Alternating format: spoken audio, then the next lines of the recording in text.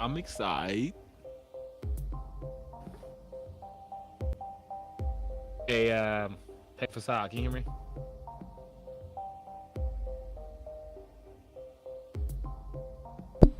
I can. Sorry, I was just shutting the door so it wasn't super loud in here. Gotcha. I hear an echo. I'm not sure if you're playing something. Yeah, I was actually just making sure I could hear both of us in the stream. We are all set there. Let me get over to our discussion points page. And while I'm doing that, if you would like to bring up and share it on the Facebook page and all that fun stuff, you're welcome to do so. That way we can go ahead and get this guy rolling. It should be on the page itself, and then if you want to share it to the group, you can. I am working on that right now. That's debatable discussions. You live right now? Yeah, we are live, buddy. Oh, hey everybody! Thanks for tuning in. Now that's debatable. Yeah, this is Now That's Debatable. Of course, I'm Fantastic Assad, your co-host, and the other co-host, Geocentric Skeptic. If you're new here, welcome. If you're not new here, welcome back. Today is going to be a different topic. It's going to be a very Very sensitive topic. somber and sensitive. I think that's the words we should go with there. Yeah. Because it's going to be a little deeper and a little more intense than some of our other topics, especially if you're new here. It's definitely not recommended for children, and it's going to get a little touchy, and so just be aware of that. If you are watching, feel free to say hello in chat. Feel free to ask questions, give feedback, etc. We also have that number up that's available for you to call in. That's 202-888-5350. That's our call-in number. It is currently being monitored anytime we're live. Also, if you've joined our Discord server, you can jump in, message one of us, tag one of us, and it'll let us know that you're there, and we can bring you in live to the call.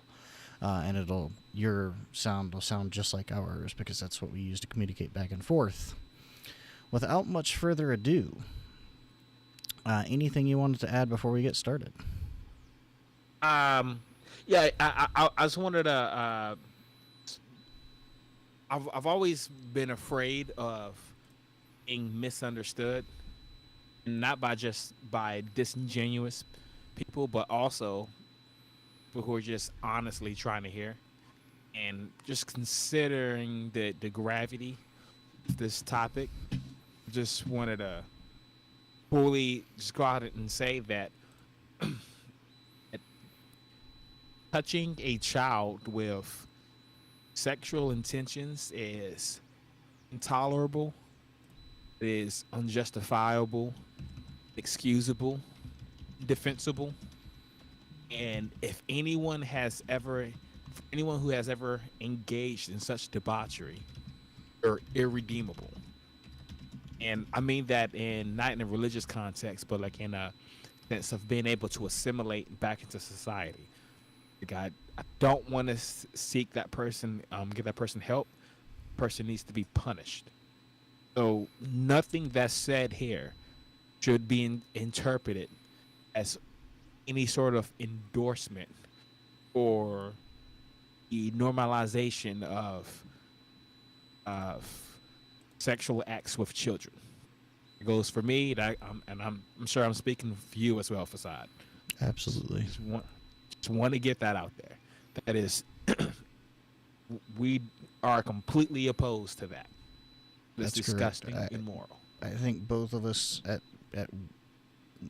depending on how you want to define the term, would probably fall at least mostly under the category of secular humanism. And for anyone that's watching that doesn't know, essentially, both of us are pretty big fans of the phrase and the ideal of do no harm to other people, and that applies especially to defenseless people or lesser defensible people. But even there's no excuse for harming another person intentionally or otherwise, and there should be retribution and there should be punishment for those who do so, no matter the point. But given this topic is going to be discussing something of such gravity, such as pedophilia and minor attracted persons, the term itself, just want to be upfront speaking on behalf of myself. I know Gio, what he just said, but it's just something that we can't make clear enough. Which is why I said this is going to be a very somber topic. It's going to be a very heavy topic because this is a very it's something that requires a lot of thought and listening to what we're actually saying. Please try not to jump to any conclusions. If there's a child that is being abused sexually or otherwise, that person that's doing the abuse should be punished to the full extent of the law. They should not be allowed anywhere near any children ever again. End of statement. However, that's not specifically what we're going to be talking about here, and neither of us would ever defend that sort of action. So just want to be crystal clear up front before we jump into this any further. With that in mind, if you need us to clarify anything, please ask specific questions in chat. If you have a comment or if you have something you'd like to say, you're welcome to do so in chat. You're welcome to do so in the comment section. You're welcome to call in. But we want to be very, very clear. And if we say anything that makes you have any questions about that, please ask. Don't make assumptions. Because we want to be very, very clear about what we're saying and what our stance is. We also want to be very clear of the point we're trying to make with the term that's been going around. You've probably seen on social media. You may have seen it in news stories and news sources, specifically involving Alan Walker, because that's kind of what sparked this, and John Hopkins Treatment Center. So if you're not familiar with this at all, this is kind of going to, the first part we're obviously going to do is just kind of jump into a little bit about what's going on. And then we're going to go deeper down the rabbit hole here and kind of explain our stance on the matter, but not to ever cross the line of trying to excuse, justify, or pardon any abuse towards minors, ever. So that's just, I think that's as clear as we're going to make it, and we'll probably continue to emphasize that point throughout the show just because of the level of intensity and necessity this particular topic's going to have. So I wanted to start with Alan Walker because she seems to be center of this.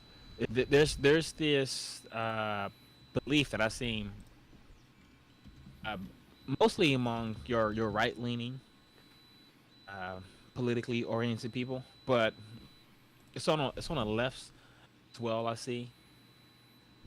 There's this belief that there's some sort of agenda to add pedophilia as like one of the letters on like the LGBTQ, like and make this normal, like this is a good acceptable behavior. And a lot of it, a lot of the quotes that I see when they're referring to this, it comes from a professor who goes by the name Alan Walker. This professor happens to be a transgender male who uses the pronouns they. If I misgender the professor throughout with the broadcast when I'm referring to them, sorry, hard habits are to break. But so this professor's name is Alan Walker, and they wrote this book where they were advocating the use of minor attracted person rather than pedophile. And the reason for that was that, as you know, like the term pedophile, it has a connotation with it. The the pedophile term is just it refers to someone who's attracted to children. It does sexually attracted to children. It doesn't mean that they actually did anything, actually ever touched a child or abused a child or anything like that. This can be like a total person who has never or would never do that, but the term pedophile could still refer to them. But that's not the connotation that it has. Like if you were to hear like someone's a pedophile, like your mind goes to, oh, this person abused a child. I mean, that's where my mind goes. Like, well, how about you, Fasad? Is that Yeah, kind so of I want to be clear. I haven't read the book, but there is a book. The title of the book you were just referring to is called "A Long Dark Shadow: Minor Attracted People and Their Pursuit of Dignity." And there's been a lot of negative connotations that come out. There's been a lot of negative reviews about the book that's come out. I have not read the book. However, I have read quotes from Alan Walker. I've read kind of the background and history of what the purpose of the book was. I've also looked into the research facility and the treatment center at Johns Hopkins. And although I haven't read the book, there seems to be this misappropriation from people that either have read the book or people that have heard about the book. That's just trying to say, like, and I'll read an exact quote here from a review of the book. It says, and I quote, "This book is trying to adamantly normalize pedophilia." And yeah. I can say, at least from the quotes from Alan Walker, that's undoubtedly not the intent of the book. No, not at all. Like honestly, from that, I can I would bet a lot of money that the person who wrote that review didn't read the book. It's, I don't see like I read some like pretty significant portions of various chapters in the book. So I didn't read the entire book either. But that's not what was going on. So with pedophilia, here's the thing.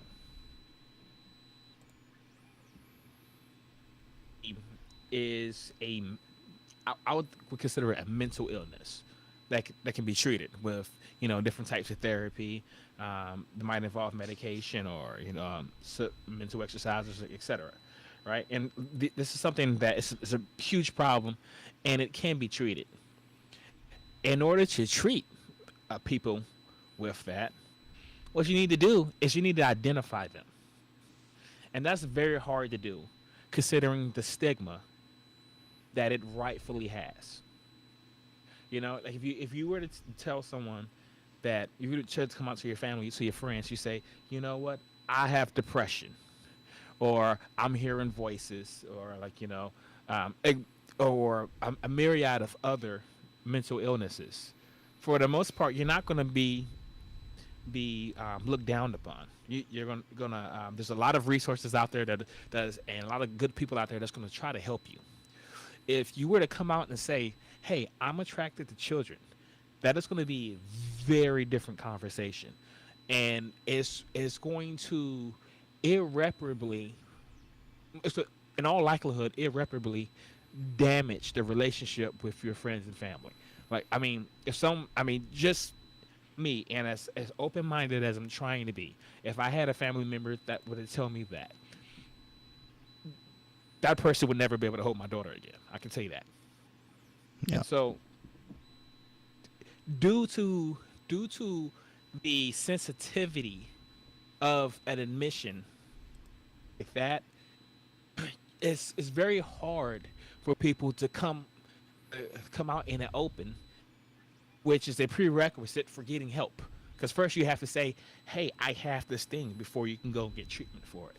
So Alan Walker, whether you agree with their tactic or not, this was a legitimate attempt to reduce the stigma behind it, to increase the likelihood of people coming out and saying, hey, I need help.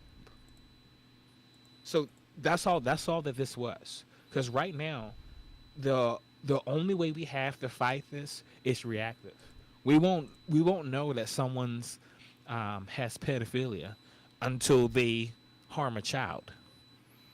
Right. And And so, if from just to kind of piggyback on that, if I may, yeah, essentially, something that we have to consider, and something that I think this book, and I think what Alan Walker was trying to get across, is obviously not the normalization of pedophilia, but if it, like, the only thing that's even close or comparable that I can kind of put in people's heads that's not the exact same example is the example of if you had a friend or family member come up to you and tell you that they actively consider the act of murder constantly or regularly consider the act of murder, because everyone knows that the act of murder is a heinous and grotesque act. It's taking another person's life, right? And that's a grotesque and heinous act that should not be normalized. No one would say murder should be normalized.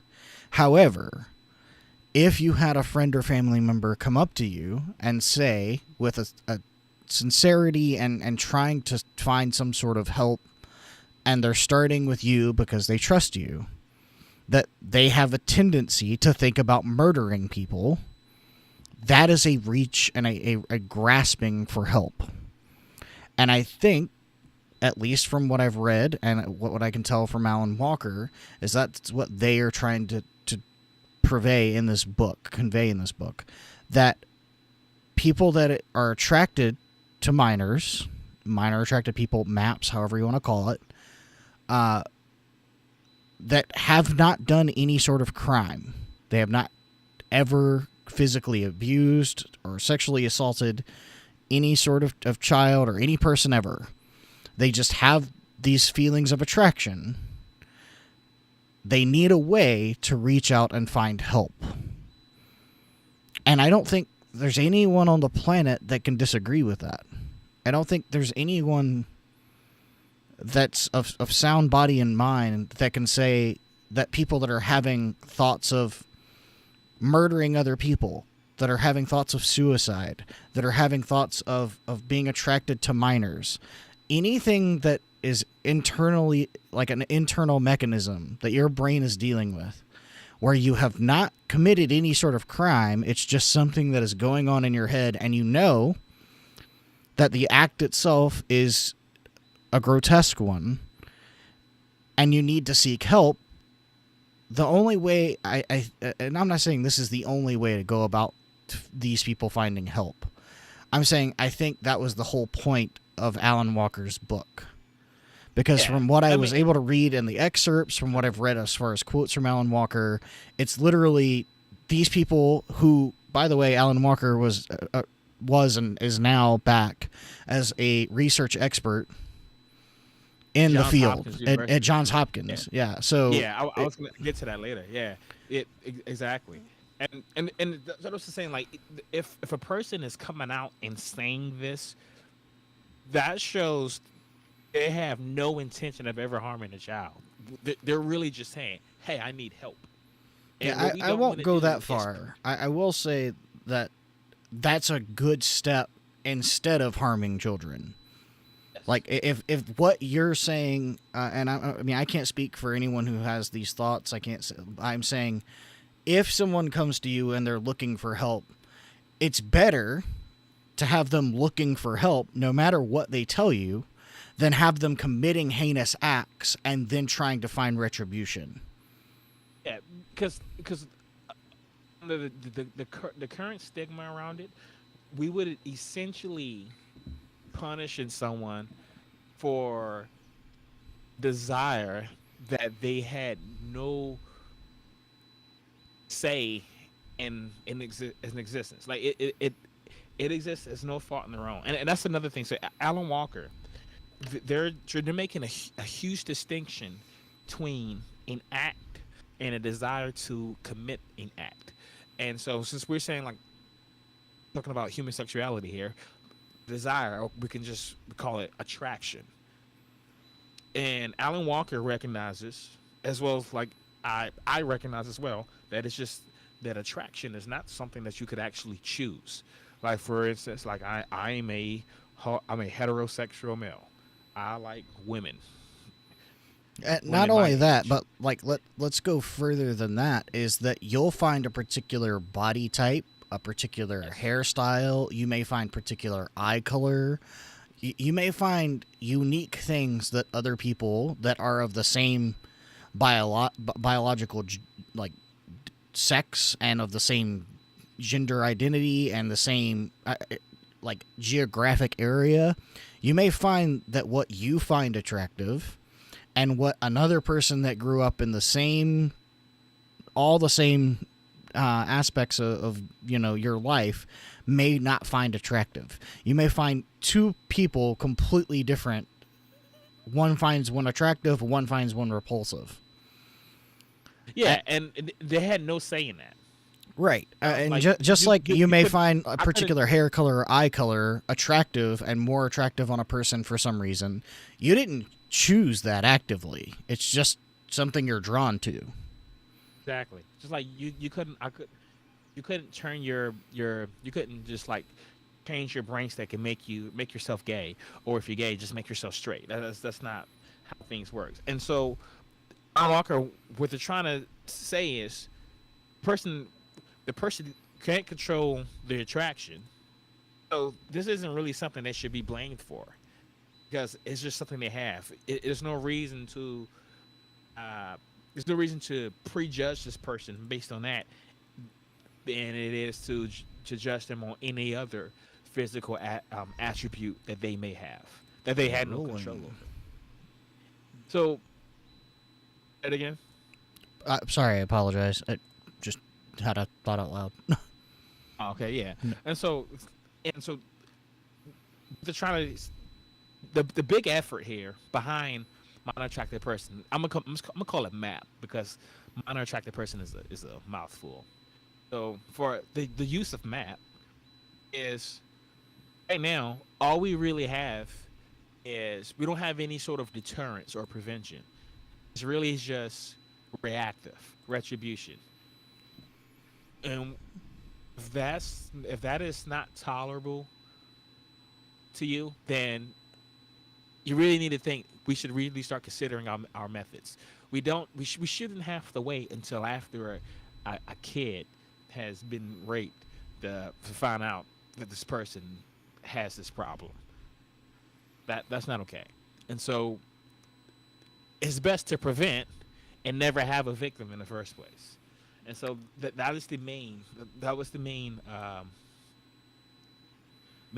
point here. The I don't know if you saw this. Now this part kind of threw me off. So Alan Walker said that Dr. Walker was saying that pedophiles should have access to high quality child porn to prevent the abuse of actual children. Did you see that quote? I didn't know. Yeah, so like I was trying to find the context of it, because I thought maybe they were referring to computer generated child porn, and I didn't see any evidence of that, because probably would have feel like they probably would have said CGI or computer generated rather than high quality. As way high quality is I see here being taken as that I guess you're doing it in a safe way. I don't want to put words in their mouth, but I thought that was strange. But we, that leads me to like another topic here. What do you think about computer generated child porn as opposed to as a like a deterrence mechanism for pedophiles, like as far as like the therapy? Yeah, so I mean, Like in this sense, there's no victim. I, I, This I, child does not exist. I agree. There is no victim. However, I can say that I mean, at least as far as therapy goes, and I mean, not to get into my own or anyone else's personal business, so I won't mention any names as far as people that I know that have sought therapy for any case. Not for this. I don't know personally anyone that has been attracted to minors and sought therapy, but I do know people that have gone to therapy. I know, some methods that are involved, and I'll just say that when it comes to things like dealing with anger or dealing with fear, or dealing with social anxiety or dealing with depression or whatever, no matter what you're, whatever this hope of, I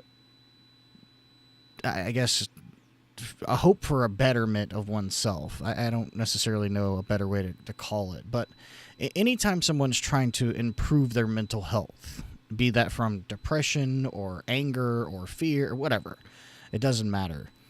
I want to be clear from what I've examined, from what I've been told, and what I've read, that it seems like a bad idea to kind of give people a taste of something that's not real. And what I mean by that is that from the research that's out there, pornography is bad for people in general. It's bad mentally for people, it's bad physically for people, and it's bad emotionally for people. And if you haven't done any research into how pornography affects people and how it affects people's brains, probably should look into it a little bit. But I think taking this to the level of providing, even if it's not a real person, some sort of CGI, computer-generated imagery of minors for the sake of trying to help people that are attracted to minors, if that's the only way, or if it is proven to help cut down cases of child abuse, then it's better than not. However, it seems to me that from the research I've done on pornography, from the research I've done on how people overcome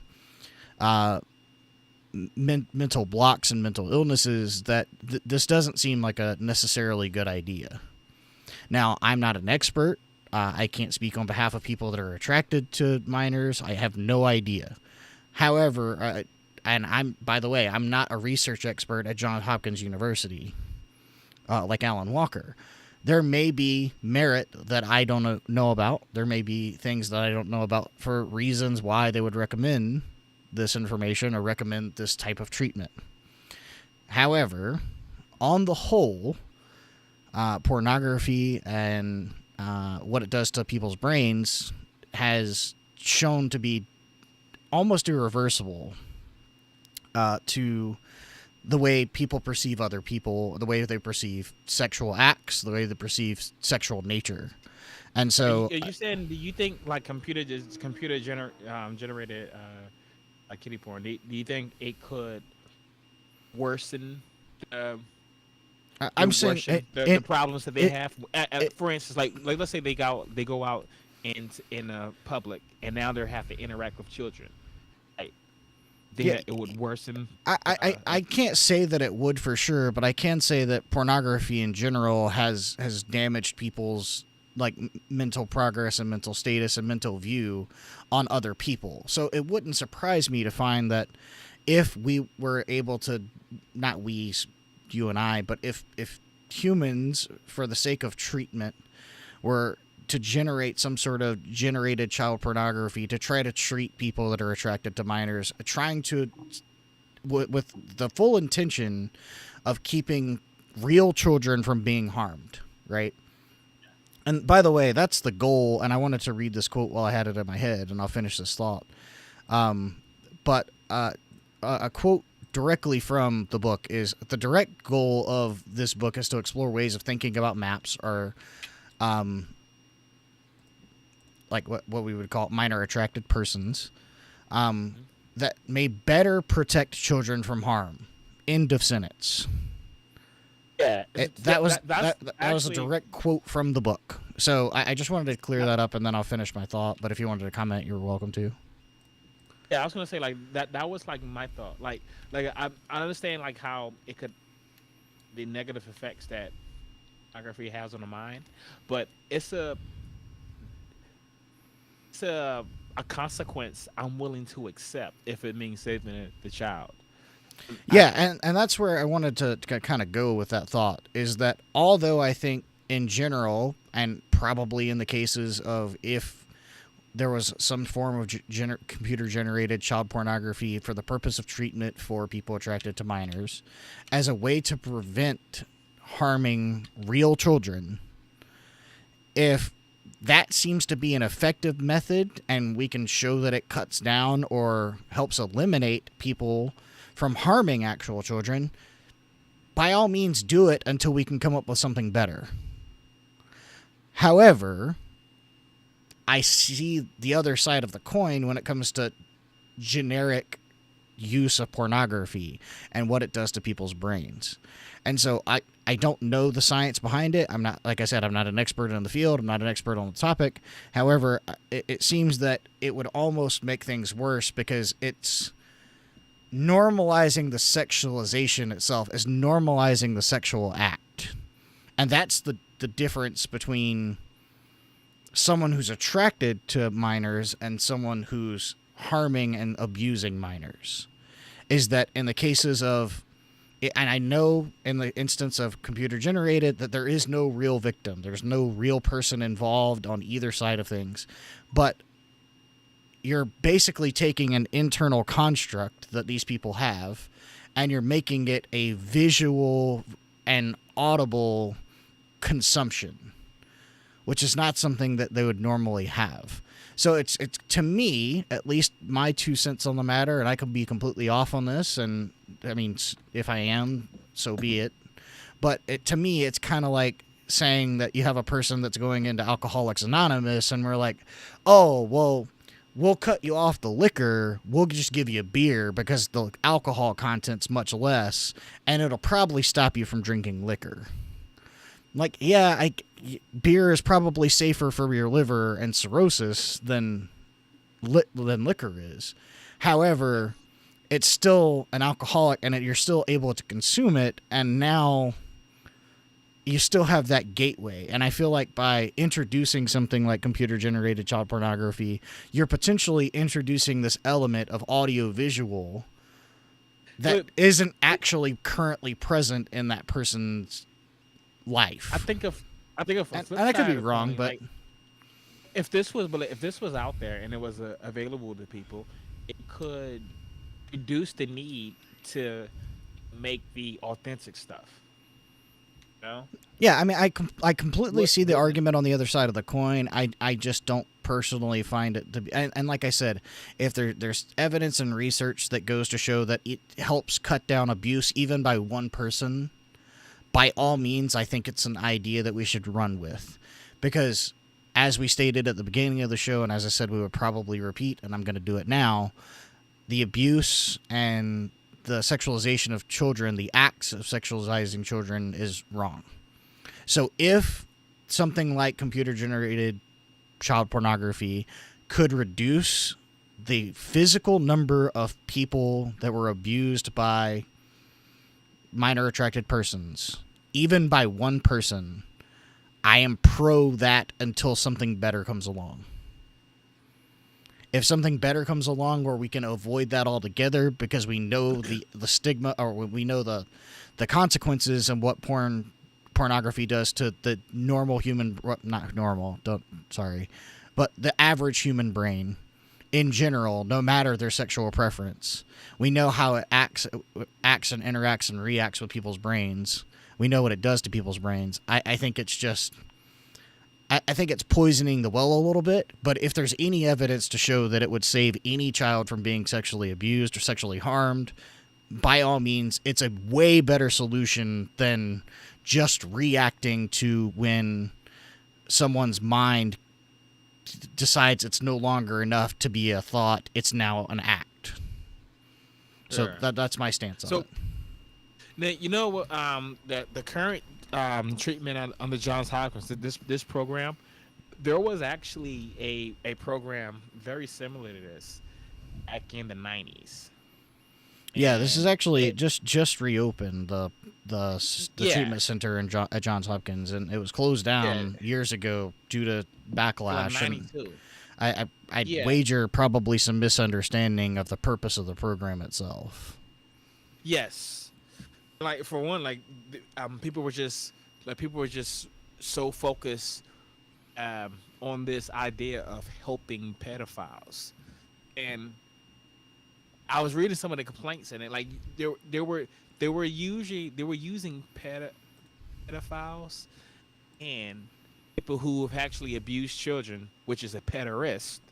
We're using those interchangeably, and I think that's already like a misunderstanding right there, right? Because like I said, like that isn't a go. Like if you already touched a kid, then you should be in prison.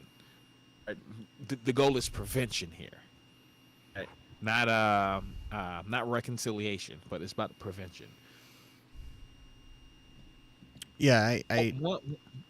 I think there's a huge fine line that I think people need to pay attention to, and which is why I mentioned, and I've said before on the podcast, that essentially we eventually want to springboard the podcast into an educational center as well, where we have videos that aren't live debates. Instead, they're interactive sessions of learning with a Q&A option as well. But this is one that I initially pitched it to Gio as a potential of being one of the educational ones, because although there is debate and there is a huge reaction to this topic, and obviously with Alan Walker essentially being forced to resign from Old Dominion and the program at Johns Hopkins being shut down for 30 years, there's obviously debate and contention over it. But I think once you realize what the reality of the matter is, you can kind of take a step back and you realize that Alan Walker nor people at Johns Hopkins are trying to defend or justify or rectify the idea or concept of child abuse or touching children. What Alan Walker and what the Johns Hopkins Treatment Center is doing is trying to provide a place for people who have these ideas and these thoughts in their head that they know they should not be having, and they're trying to provide them some sort of therapy and or help to overcome and or eliminate these thoughts, therefore preventing them from physically harming children. So And it, you know, yeah, go ahead. sorry, I was gonna change the topic a little bit, but like it was something about this old program I thought was very interesting, and it's probably what kind of was the final straw to its getting removed from Johns Hopkins, larger medical institution. And it was that it had so uh, how you want to call it? I forget the exact terminology. Patient provider confidentiality. Yeah, You know? doctor-patient confidentiality, that kind of thing. Yeah. Yeah. Well, that applied to this situation, to this clinic as well. So he had worked out if um I guess the powers that be in Maryland, which is where this practice was, that he, this confidentiality would apply in his clinic as well. And so, think about what that means. That would mean so if you were to say that, hey, I actually did, like somebody were to, I don't want to say those words. So, like, if someone was to say that they actually did touch a child, he wouldn't have to um, go. He wouldn't have to report that to the authorities, because you know there are the doctor patient confidentiality rule. Like it's not all encompassing. There are exceptions. Yeah, If the there person's are a couple of like exceptions that you should be yeah, really aware if the of. person's like, hey, I'm about to go and kill the president or something like that, you can report that. That doesn't count, right? If you're about to go ahead and commit a crime, sure. Yeah. But like under these circumstances, it doesn't seem like it would apply. So And that I depends on the actual confession, but I'll just be clear on a little bit, at least as far as in general, and there is a state by state, and yeah, we're not talking Maryland necessarily a here though. practice, but I can say in general, anytime that there is potential harm to another person that seems like a genuine threat to another person's well being or person, or even to oneself, there are legal ramifications and there are steps that therapist and or doctor can take to keep things from going further. And that Yeah, comes in frames of suicide, murder, assault, right. etc. So, like, if you say, I'm going to Wouldn't walk out of apply in here this and case though, punch because somebody in the like face. like in this case it's a little with this situation it's a little different because they weren't saying that they they have the intention of going out and harming another kid. What they were saying was, this is something I did in my past. And so at the time, the law has since changed. It happened a few weeks after um, this clinic got removed from Johns Hopkins. But yeah, at the time, it was something they didn't have to report. Now, his rationale for for uh, for not reporting these incidents were that, if a person has already demonstrated that he is capable of doing such a thing, then certainly he's capable of doing it again. So he was saying that if you were to start reporting these people, even the ones that has already harmed the child, his argument is that it's going to discourage other people who have harmed children as well from eventually getting help. I mean, What do you think about his I, rationale there? I understand the rationale. However, I disagree with it because uh, essentially there are ways to anonymously report issues. There are ways that you essentially could make it so there's no way you could prove that that was done through this particular source resource of information. Yeah, Uh, well, I mean, I want to just get to this live chat real quick. It says Geo has a good point. If a family member has a problem with touching or someone else, ask for help for the rest of the family, and the family would keep their children away from them. Yeah, so absolutely, I think. I mean, that's kind of the point of this. There's a stigma that goes along, and it's an understandable concern. I think the point we're addressing here is when this person has these ideas or these thoughts. Is there a way, or is there anything that they can do to seek help without essentially being stigmatized and or just locked up? Because they're trying to seek help. They're trying to seek some sort of way of, you know, getting rid of these thoughts or lessening these thoughts. That way they don't physically harm children. And I think that's kind of the whole the rub of the whole topic here. Um, getting back to the rationale of not reporting persons, I mean, mhm. it there's a dual-edged sword there, but I think the obvious clear choice is to that person should be reported. They shouldn't be allowed near children, and I think that if you're essentially trying to prevent other people from coming forward, they shouldn't be worried about coming forward unless they've actually committed the act.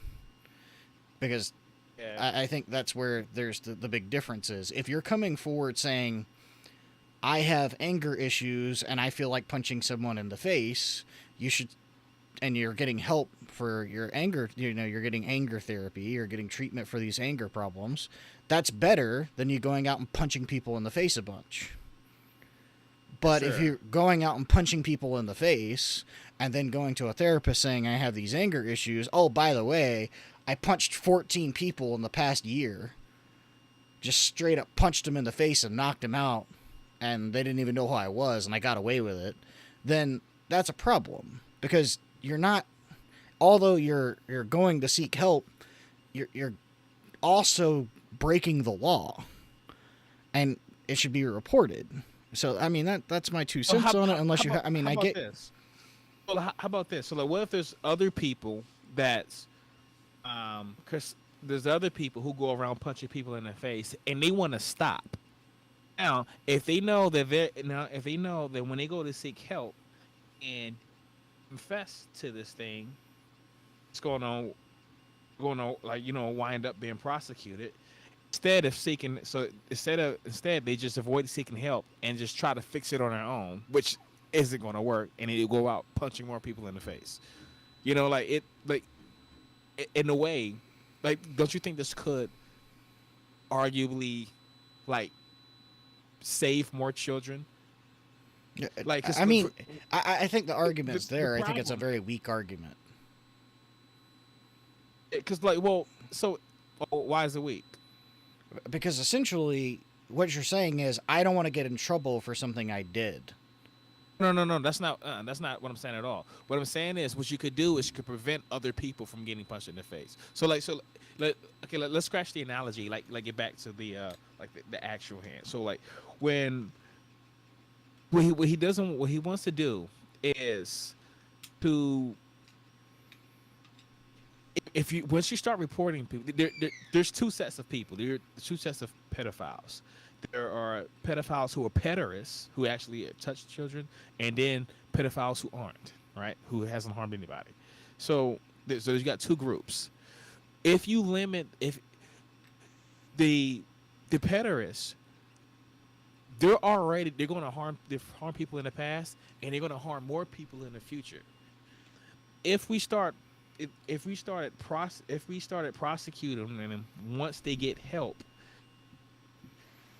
and in that case, other pederasts aren't going to come and seek help, and instead they're going to be out large abusing more children. Now, I think that just shows a problem with the justice system, though, not a problem with like necessarily the methods or even reporting that person, because they should undoubtedly be held accountable for A, Sure. their crimes, and then B, there should be some sort of therapy, maybe even court ordered, and which this person must undergo to ensure that they don't harm children in the future. So Sure. But, perhaps like, in the this issue case, isn't. the doctor, he doesn't see himself as part of the criminal justice system. All he's trying to do is just save children. I'm aware of that, but I think perhaps part of the problem is the way that these people are treated, even if they have committed the act. And so, I mean, perhaps, and this is just spitballing, again, thinking out loud and kind of going through this, that if a person has previously committed an act, such as, abusing a child, Yeah. and they come forward, and this was, however long ago in the past, I'm not going to give a certain year or time frame because that's not relevant. Sure. But it happened in the past. They don't want it to happen again. They're seeking help. Perhaps that person should serve some sort of sentence for their crime. However, that sentence being required therapy and or medication and whatever. It could continue to stay within the medical community as part of the legality of their crime. Because I think things like prison aren't necessarily the best answer to all crimes. And I mean, we can specifically talk about the topic at hand, but I mean, I can give you a million other I looked at examples. that. For instance, like From drug use. Prison's Yeah, just from- not from- the way to do it. Yeah, from what I saw for child sex related crimes, the recidivism rate is 40%, and that's pretty high. But for people that has gone through this guy's treatment, it was 5%. For So the what? system- For additional. Recidivism, like, so, Okay. like, as in, like, Yeah, going back to the same habits. I got you. yeah, you're going to be, yeah. I exactly. didn't hear the word. It cut out a little bit. I'm sorry. Continuation of the conversation in chat says you're right, but what happens if the family protects the individual and sweeps the problem under the rug? My opinion on that, and you're welcome to have your own, but that family should definitely be prosecuted. They're horrible people. That's I dislike great. everything about what just happened. It's I think, conspiracy after the fact.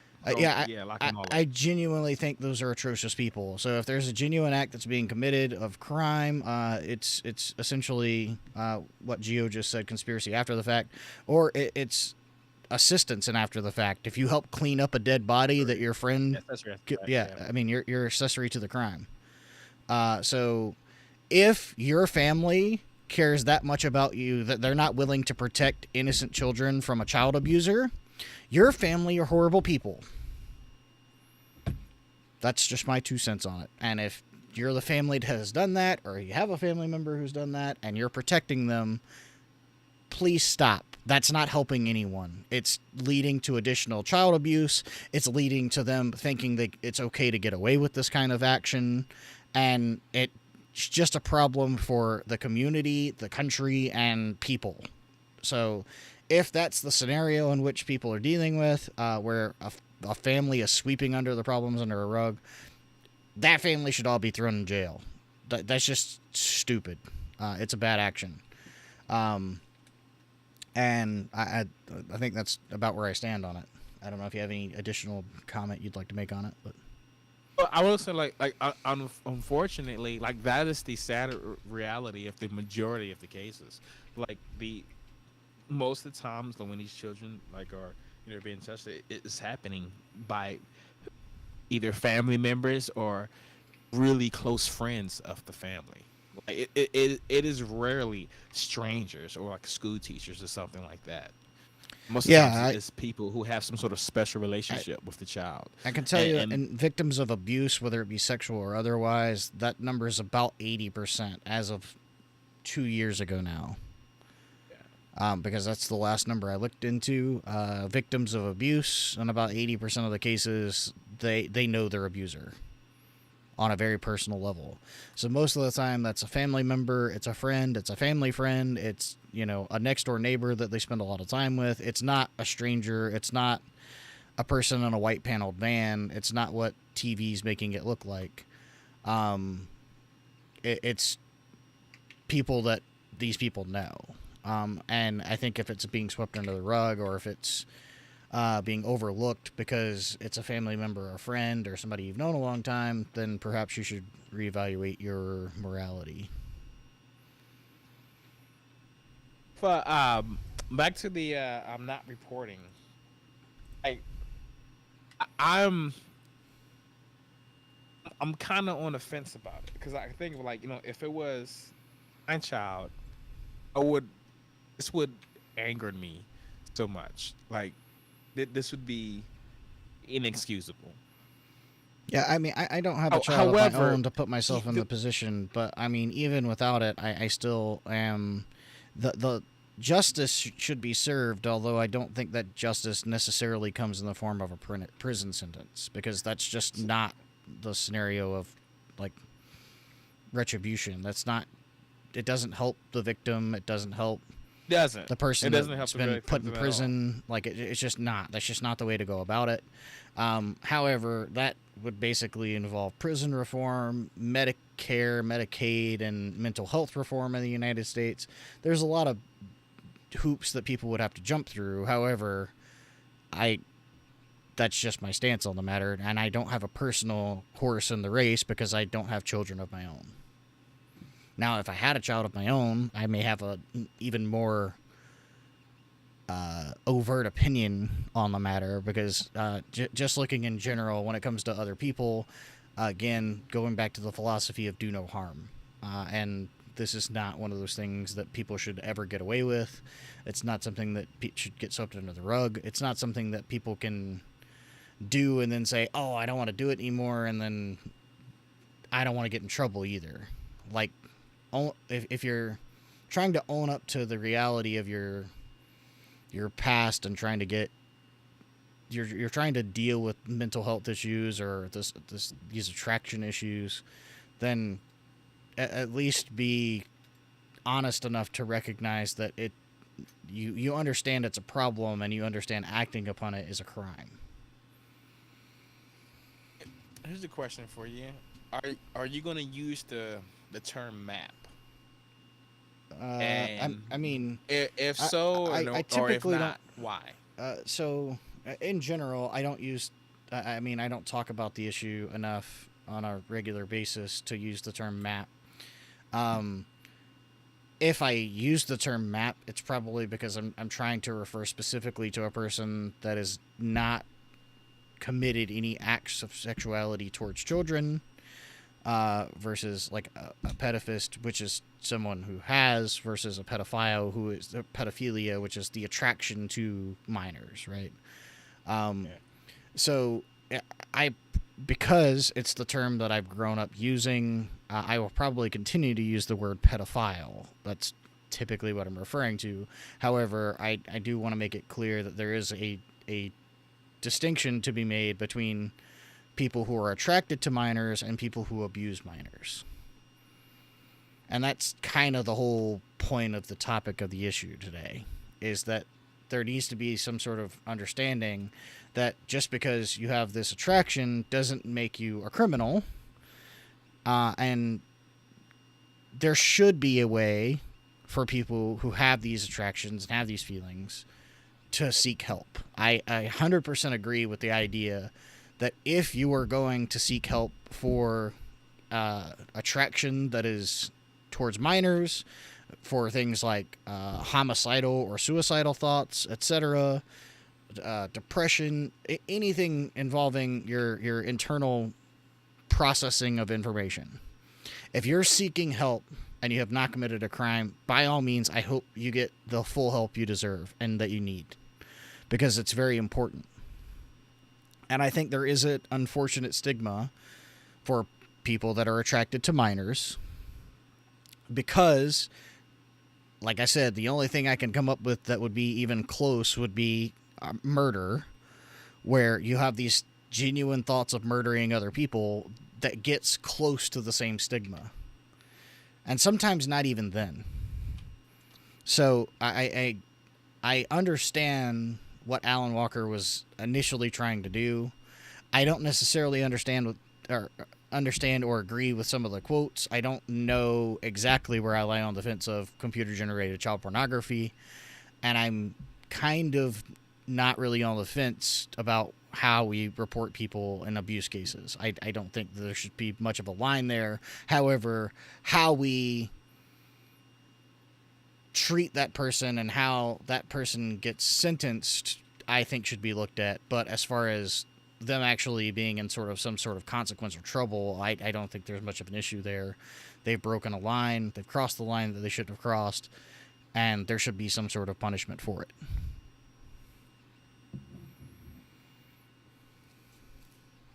I mean, I agree. For the most part, like for me, the end game is the protection of children, I not agree 100%. necessarily. Yeah, and a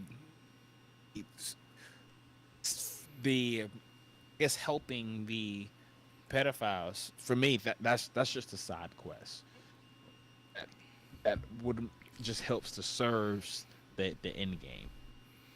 And I that's agree. it. I think no matter the cause or the way it's done, if we as people can come up with any concept, idea, or reporting process, or even something as strange as it may seem to say, as something like child generated child pornography, if it reduces the actual number of physical victims of child abuse and child sexuality, I am for it. Because I would like, as a person, for the least amount of children to be abused in any way, especially sexually, as possible. And whatever steps we can do as people to ensure that that happens or to reduce that number, I think they should be taken.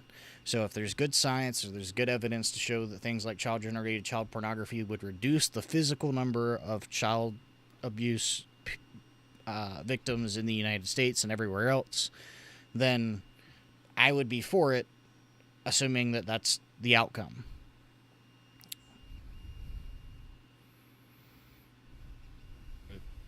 I mean, yeah, I'd say just to wrap up. as 1900 or 7 o'clock. But Yeah, I'll switch to our other page real quick as our oh yeah, little wrap up page. But just to wrap up, our current method, which is mm, almost entirely reactive, is that working?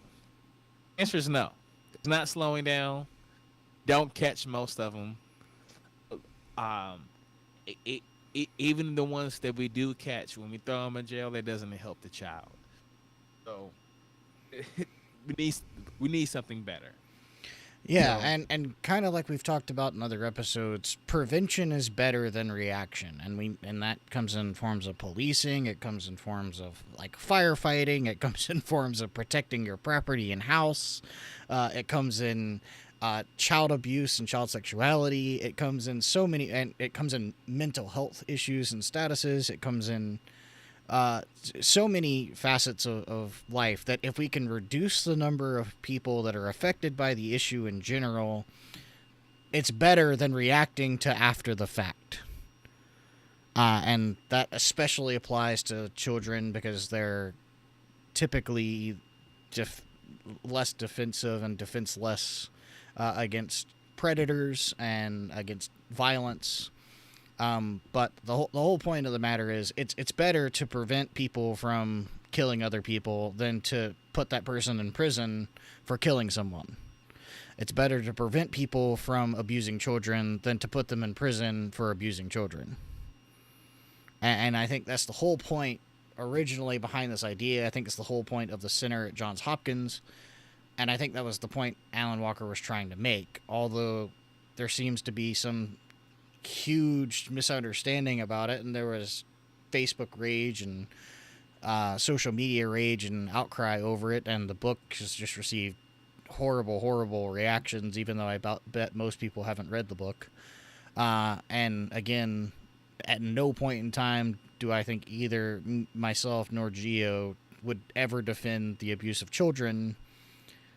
I think the point is, if there is any way, including things like child-generated pornography or referring to pedophiles as minor attracted persons, that would help get people inside a treatment facility for therapy and or treatment that would reduce the number of child victims, we should take steps to make that happen.